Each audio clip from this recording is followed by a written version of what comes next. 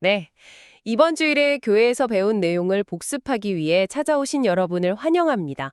오늘은, 가정의 의미가 급격하게 변화하는 이 시대 속에서 교회가 우리에게 어떤 의미가 되어야 하는지, 또 우리 각자는 혈연 가족에 대해 어떤 책임을 지니는지에 대해 함께 깊이 생각해보는 그런 시간입니다. 오늘 우리가 좀 파고들 질문은 이건데요. 점점 더 많은 가정이 어려움을 겪는 세상에서 교회는 어떻게 진정한 하나님의 가족이 될 수 있을까? 그리고 우리는 우리 자신의 가족에 대해 어떤 의무를 다해야 할까? 하는 점입니다. 네, 오늘 우리는 이 중요한 질문에 답하기 위해서 두 가지 핵심 자료를 살펴볼 겁니다. 첫 번째는 트레빈 왁스의 글, 그리고 그 글에 대한 앤드류라는 독자의 답변인데요. 이걸 통해서 전통적인 가족 개념이 좀 흔들리는 현실이 교회의 정체성, 특히 우리 스스로를 하나님의 가족으로 이해하는 방식에 어떤 도전과 또 기회를 주는지 탐구해 볼 것이고요. 네네. 두 번째로는 리고니어 미니스트리의 글을 통해서 성경이 구체적으로 우리 자신의 혈연 가족, 특히 좀 도움이 필요한 친족에 대한 그리스도인의 의무에 대해 무엇이라고 가르치는지 명확히 알아보려고 합니다. 이 두 관점을 통해서 오늘날 우리의 신앙적 삶을 돌아보는 그런 계기가 되기를 바랍니다. 좋습니다. 그럼 첫 번째 주제, 교회는 가족이다. 이 개념부터 시작해보죠. 트레빈 왁스는 요즘처럼 안정적이고 헌신적인 가족관계, 이걸 경험하기가 점점 어려워지는 시대적 배경이 우리가 교회를 가족으로 이해하고 경험하는 방식 자체에 영향을 미칠 수 있다, 이렇게 좀 우려를 표하더라고요. 그의 핵심적인 질문은 이런 것 같아요. 만약 우리가 경험하는 가장 기본적인 관계 모델인 가족이 점점 뭐랄까 일시적이거나 선택적인 것처럼 느껴진다면 하나님의 가족이라는 그 영원하고 무조건적인 소속감을 과연 우리가 제대로 이해하고 받아들일 수 있을까 하는 거죠. 어떻게 보세요? 그거 아주 중요한 지적입니다. 그 피상적인 가족 경험이 교회 공동체에 대한 우리 어떤 기대와 헌신까지도 좀 얕게 만들 수 있다는 그런 현실적인 우려인 거죠.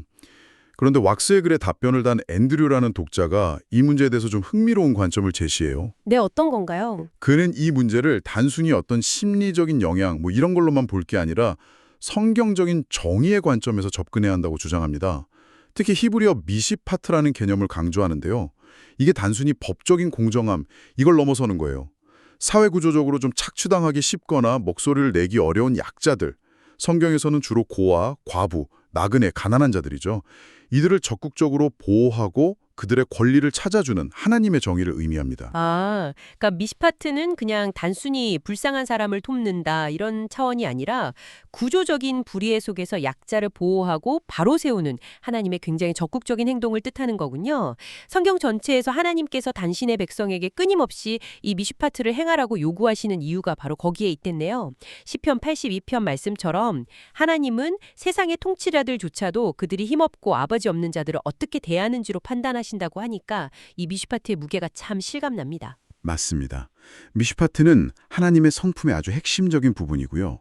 또 그분의 백성에게 요구하시는 삶의 방식입니다. 앤드류는 브루스 월티키의 통찰력 있는 정의를 인용하기도 했죠. 기억나세요?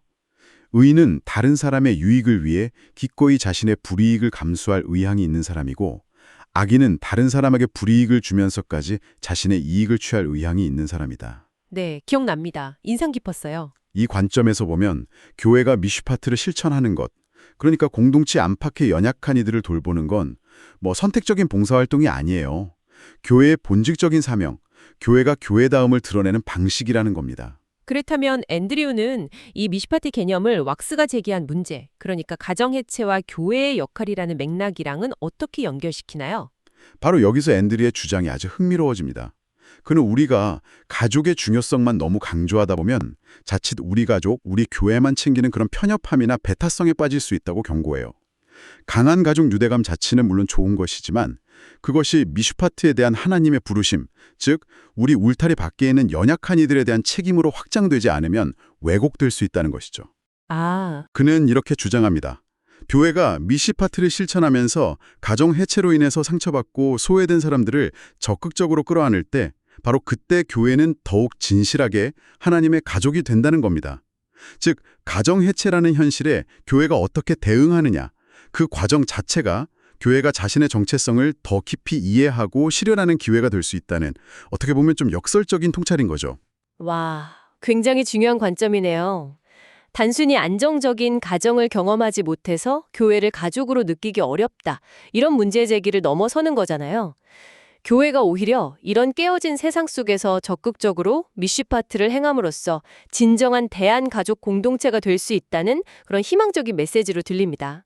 하지만 동시에 앤드류는 역사적으로 완벽한 가족의 황금기는 없었다. 이 점도 지적했죠. 네, 그 점도 현실적으로 중요합니다.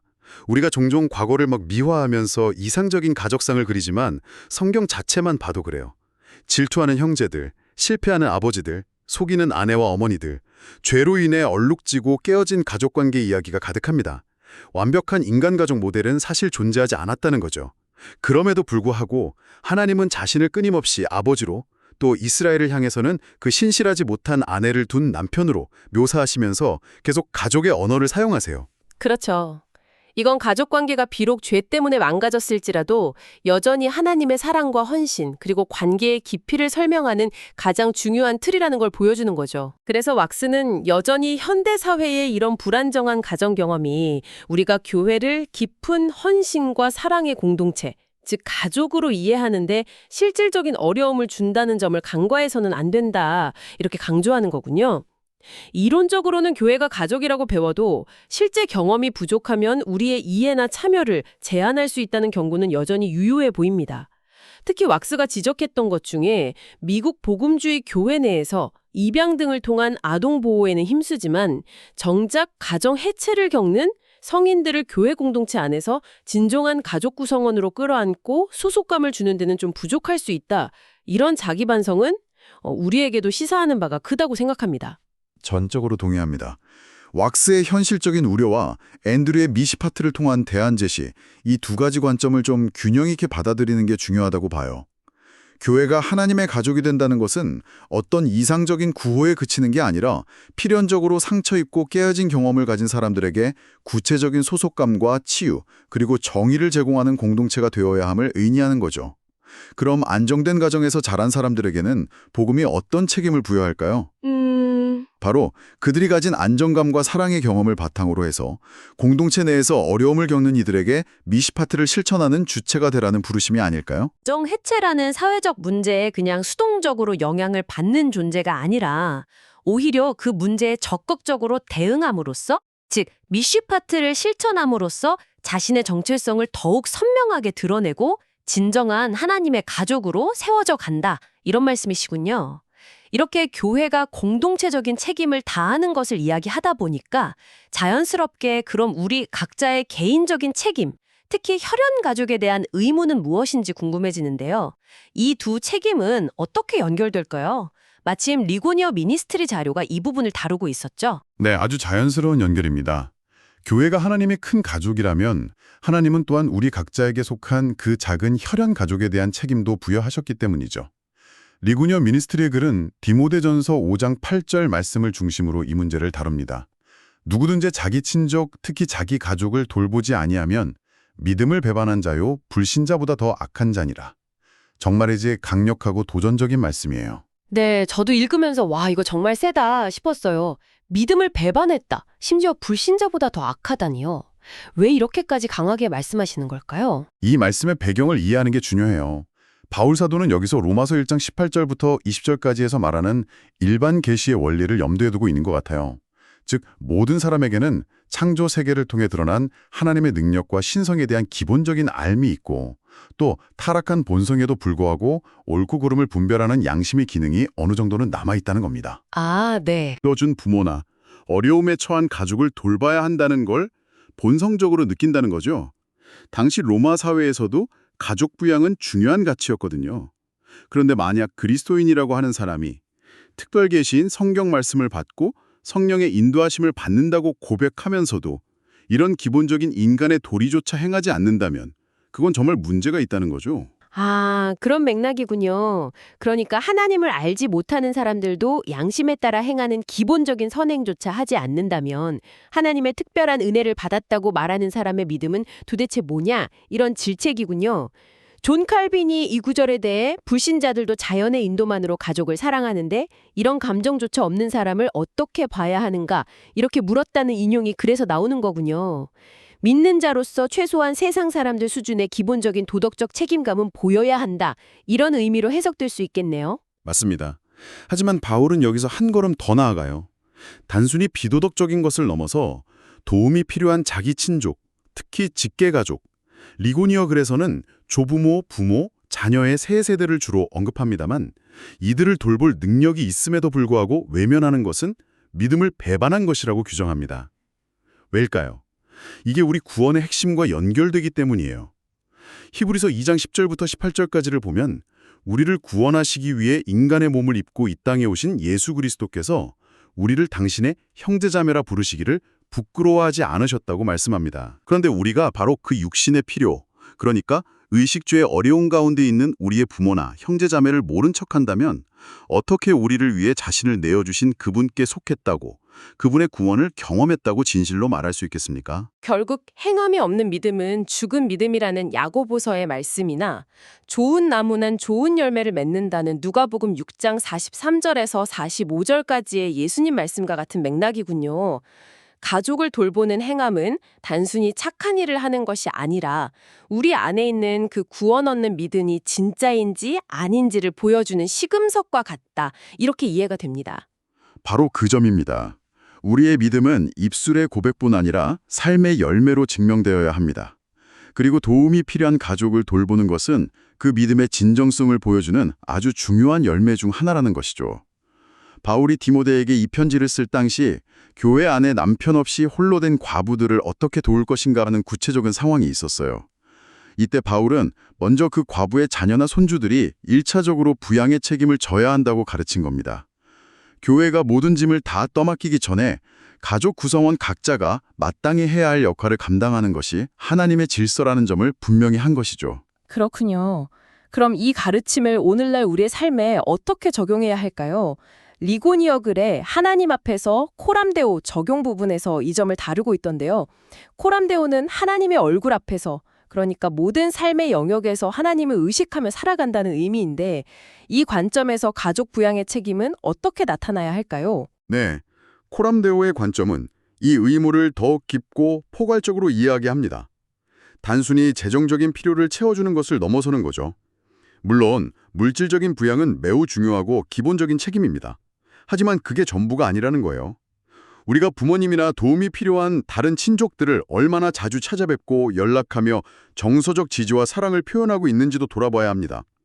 혹시 우리 마음속에 해결되지 않은 쓴뿌리, 용서하지 못하는 마음이나 과거의 상처 때문에 마땅히 해야 할 그 관계적인 돌봄을 소홀히 하고 있지는 않은지 정직하게 스스로를 점검해야 한다는 거죠. 재정적 지원과 함께 시간과 관심, 그리고 관계 회복을 위한 노력까지 포함하는 전인격적인 돌봄. 이게 바로 하나님 앞에서 우리가 감당해야 할 책임이라는 겁니다. 물질적인 돈뿐만 아니라 시간과 마음을 들이는 관계적인 돌봄까지 포함하는 거군요. 어쩌면 현대사회에서는 재정적인 지원보다 이런 정서적, 관계적 돌봄이 더 중요하거나 더 어려울 수도 있겠다는 생각이 문득 드네요. 바쁘다는 핑계로 혹은 관계의 어려움 때문에 소홀하기 쉬운 부분이니까요. 정확합니다. 그래서 의식적인 노력이 필요해요.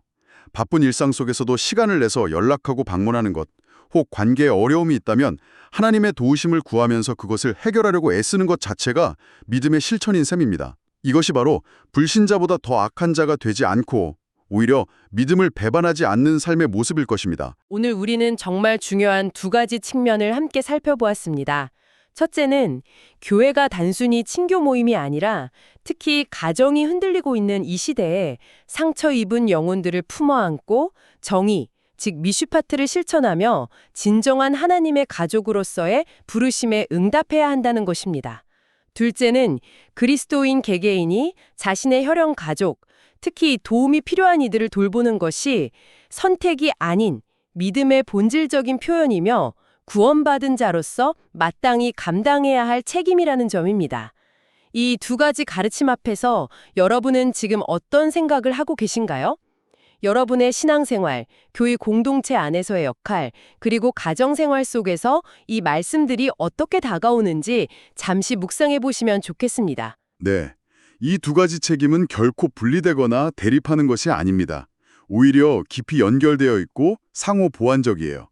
교회가 미슈파트, 즉 하나님의 정의와 자비를 적극적으로 실천하며 깨어진 세상의 아픔을 끌어안을 때 교회는 더욱 진실하고 강력한 영적 가족 공동체로 세워질 것입니다. 동시에 우리 각자가 하나님 앞에서 자신의 혈연 가족에 대한 책임을 신실하게 감당할 때 그것은 우리 개인의 믿음을 증명할 뿐 아니라 우리가 속한 교회 공동체 전체에도 건강하고 긍정적인 영향을 미치게 됩니다. 그렇죠. 즉, 혈연 가족을 잘 돌보는 그런 성숙한 성도들이 모일 때 교회라는 더 큰 가족 공동체도 더욱 든든하게 세워질 수 있는 것이죠. 오늘 함께 나눈 내용의 핵심을 다시 한번 정리하자면 이렇습니다. 하나님의 더 큰 가족인 교회 공동체 안에서 서로를, 특히 연약한 이들을 돌보는 미시파트의 실천과 믿음의 구체적인 표현으로서 우리 각자의 혈연 가족에게 책임을 다하는 것, 이 두 가지 모두 우리에게 주어진 소중하고 중요한 사명이라는 사실입니다. 어느 한쪽을 강조하느라 다른 한쪽을 소홀히 해서는 안 되며 둘 다 우리의 신앙 여정에서 균형 있게 추구해야 할 가치라는 점을 기억하면 좋겠습니다. 마지막으로 이런 질문을 함께 품고 한 주간을 살아가면 좋겠습니다. 교회가 상처 입은 이들에게 따뜻한 피난처가 되는 진정한 가족 공동체의 역할을 회복하는 것과 우리 각자가 혈연 가족에 대한 구체적인 의무를 신실하게 감당하는 것, 이 두 가지를 따로따로가 아니라 함께 힘써 실천할 때 혹시 우리는 둘 중 하나에만 집중했을 때는 미처 경험하지 못했던 방식으로 하나님의 더 깊은 사랑과 공의를 깨닫고 경험하게 되지 않을까요? 어쩌면 이 두 책임의 통합적인 실천 속에 하나님께서 우리에게 보여주시길 원하는 더 풍성한 영적인 비밀이 숨겨져 있을지도 모릅니다. 오늘 주일 교육 내용을 다시 한번 깊이 생각해보는 이 시간에 함께해 주셔서 감사합니다.